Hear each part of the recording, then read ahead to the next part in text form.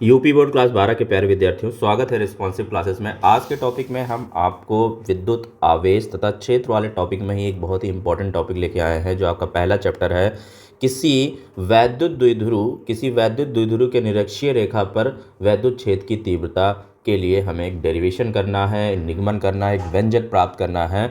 और ये डेरिवेशन आपके लिए बहुत ही इंपॉर्टेंट है, क्योंकि ये डेरिवेशन कई बार पूछी गई है, लगभग हर साल ये रिपीट होती है, तो बहुत इंपॉर्टेंट है। इससे पहले हमने अक्षीय स्थिति का डेरिवेशन आपको मैंने कराया था, जो कि आपको प्लेलिस्ट में मिल जाएगा, वीडियो पड़ी हुई है चैनल पर, वहाँ पर आप जाके देख लेना।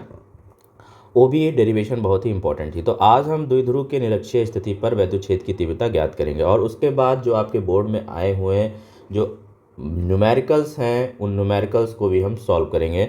सबसे पहले यहाँ पे देखिए, आपको जैसा कि डायग्राम यहाँ पे दिख रहा है बच्चों, कि यहाँ पे माइनस क्यू आवेश है और यहाँ पे प्लस क्यू आवेश है। यहाँ माइनस क्यू आवेश है, यहाँ प्लस क्यू आवेश है, और यहाँ पे ये मेरा द्विध्रुव है, जिनके बीच की दूरी हमने 2L ली है। ये हमारा मध्य बिंदु है, मध्य बिंदु हमने यहाँ पे O पे मान लिया। ठीक है, तो मध्य बिंदुओं से दूरी क्या हो जाएगी? L हो जाएगी और L हो जाएगी। अब आपको पता है कि यहाँ पे जो क्षेत्र की तीव्रता होगी वो हम कैसे निकालेंगे। क्षेत्र की तीव्रता देखो, हमें इसकी निरक्षीय स्थिति में, ये इसकी क्या होगी? निरक्षीय स्थिति होगी। इस निरक्षीय स्थिति में ही क्षेत्र की तीव्रता हमें निकालनी है। ठीक है, निरक्षीय स्थिति में क्षेत्र की तीव्रता निकालनी है।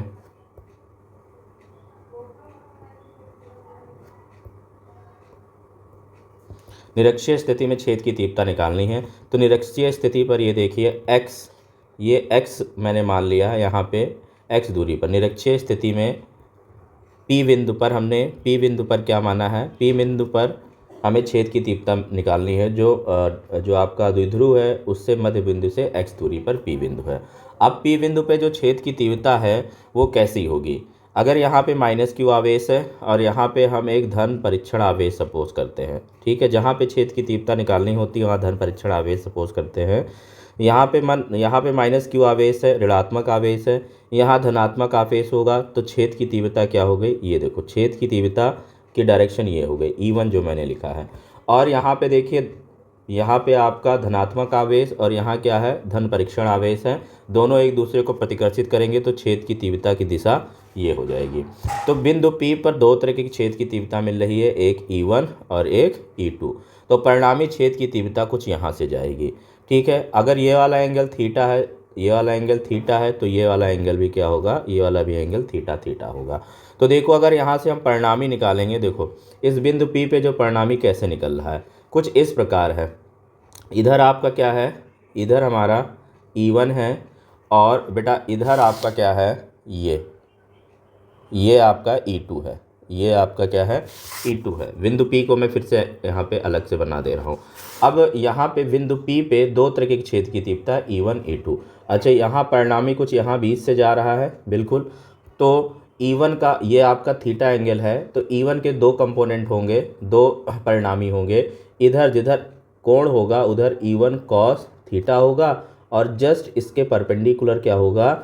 E1 sine theta.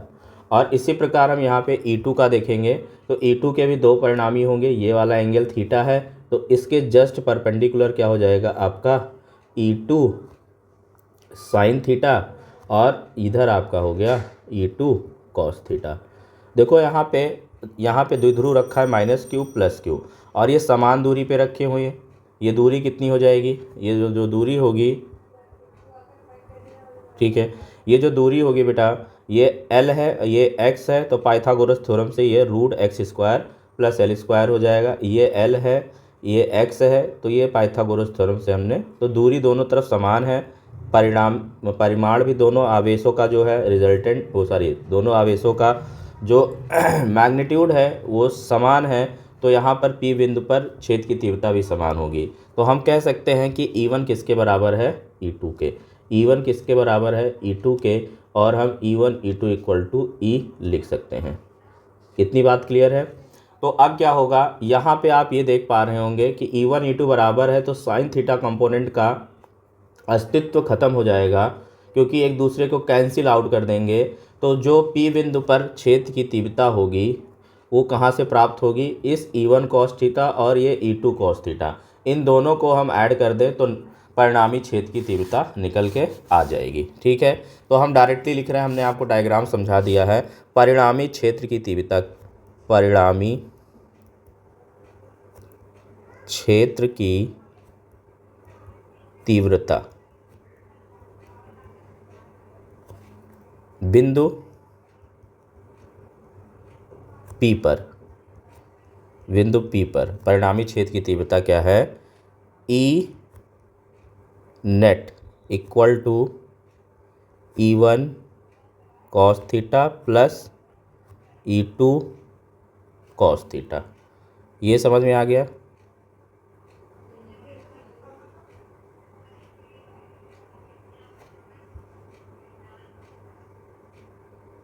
ठीक है, E1 cos theta plus E2 cos theta. और E1 इक्वल टू क्या है? E2 है। E1 इक्वल टू E2 है, तो E नेट हो जाएगा 2E cos theta, 2E cos theta. E की वैल्यू कितनी होगी?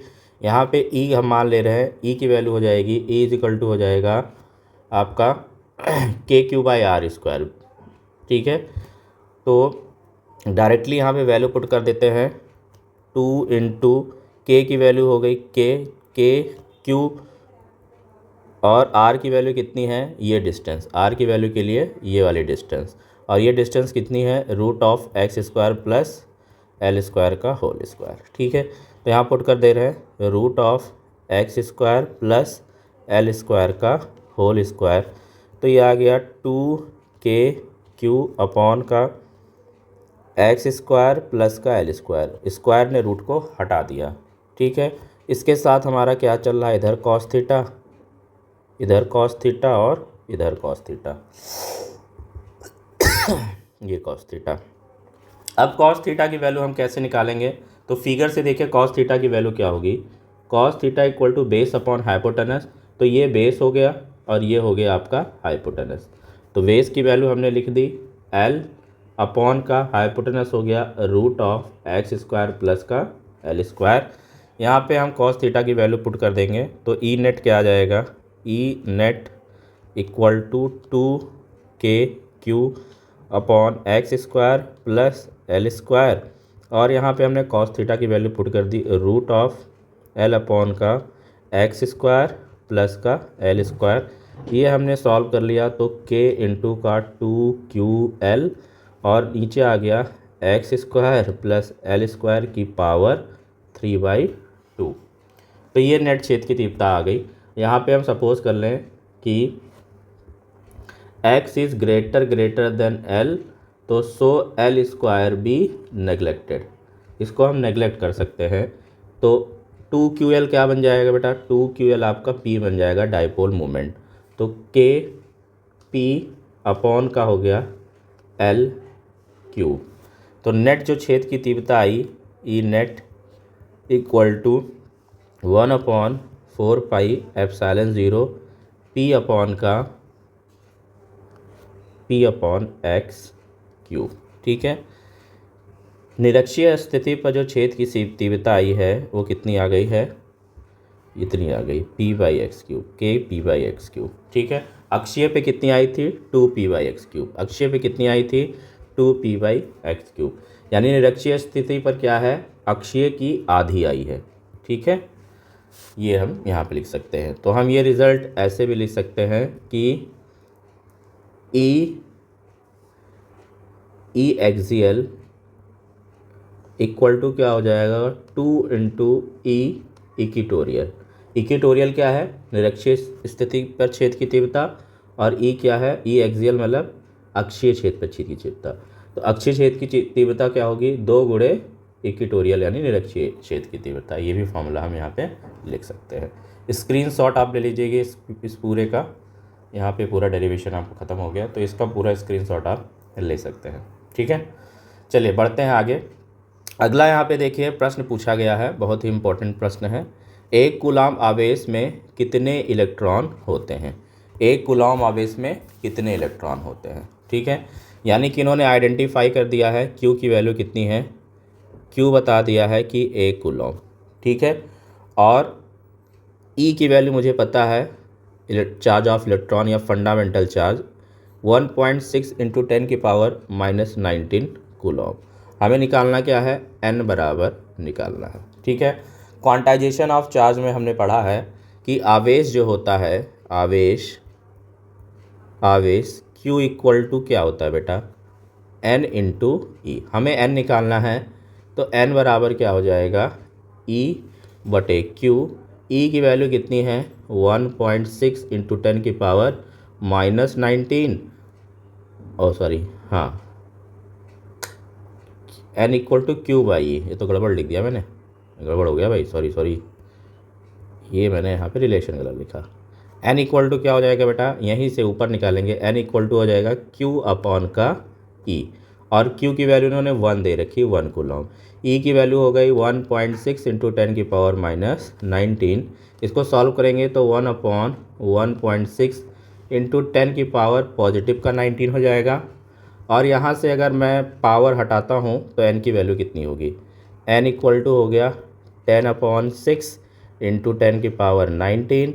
इसको हम लिख सकते हैं 100 इंटू 10⁻18 अपॉन 16। इसको मैं कैंसिल करूँगा तो ये आएगा 6.25 इंटू 10⁻18 इलेक्ट्रॉन। तो n की वैल्यू कितनी आ गई, 6.25 इंटू 10⁻18 इलेक्ट्रॉन। ये आपका आंसर होगा। तो एक कूलॉम आवेश में कितने इलेक्ट्रॉन होते हैं, 6.25 इंटू 10⁻18 इलेक्ट्रॉन होते हैं। ठीक है, चलिए अगला प्रश्न देखेंगे। सारे प्रश्न आपके एग्जाम में आए हुए हैं।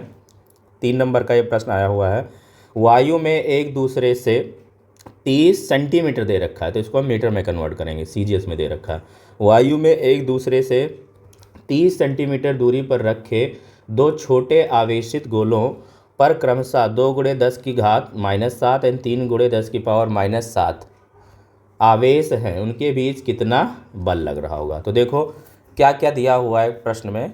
इन्होंने दिया है कि यहाँ पर मेरे पास 2 आवेश हैं, ठीक है। एक Q1 आवेश है जिसकी वैल्यू उन्होंने दी है 2 × 10⁻⁻7 कूलॉम, और एक Q2 आवेश है जिसकी वैल्यू है 3 × 10⁻⁻7 कूलॉम।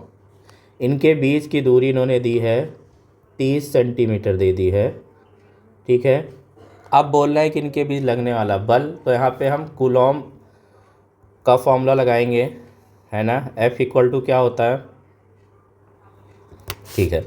F इक्वल टू हमने पढ़ा है 1/4πε0, ठीक है। वायु में रखें तो ε0 हो जाएगा, Q1 Q2 अपॉन का r², ठीक है। F निकालना है। 1/4πε0 की वैल्यू कितनी होती है बेटा, ये मैंने आपको बता रखा है। ये इसकी न्यूमेरिक वैल्यू होती है 9 × 10⁻9, 9 × 10⁻9। तो यहाँ पे हम लिख सकते हैं 9 × 10⁻9, और Q1 की वैल्यू कितनी है 2 × 10⁻7, और ये हो गई 3 × 10⁻7, और इनके बीच की जो दूरी थी वो आपकी 30 सेंटीमीटर है। तो R की वैल्यू कितनी है, 30 सेंटीमीटर। R की वैल्यू 30 सेंटीमीटर है, जिसको हम लिख सकते हैं 0.3 मीटर। तो यहाँ पे मीटर में रखेंगे 0.3 का होल स्क्वायर करेंगे, ठीक है। और इसको सॉल्व करेंगे तो इसको हम लिख सकते हैं 9 × 2 × 3 और 10⁻14 है ना, 10⁻14। तो यहाँ पे लिख लिया 10⁻14 पॉजिटिव का, नेगेटिव का, और 10⁻9 पॉजिटिव का। अपॉन में आ गया 0.3, इसको ऐसे लिया 0.3। इस पॉइंट को हटाने के लिए 10⁻2 से इधर मल्टीप्लाई किया और इधर किया 10⁻2 से, 100 से ऊपर नीचे मल्टीप्लाई कर दिया। ये पॉइंट हट गया, इसको हमने कैंसिल कर दिया 3 से 3, और इसको कैंसिल किया 3 × 3 = 9। ऊपर कितना बचा, ऊपर बच गया 3 × 2 × 10⁻14 × 10⁻11। तो ये आ गया 6 × 10⁻³ न्यूटन, ठीक है। ये फोर्स आ गया F। तो दोनों चार्जेस के बीच लगने वाला बल क्या है।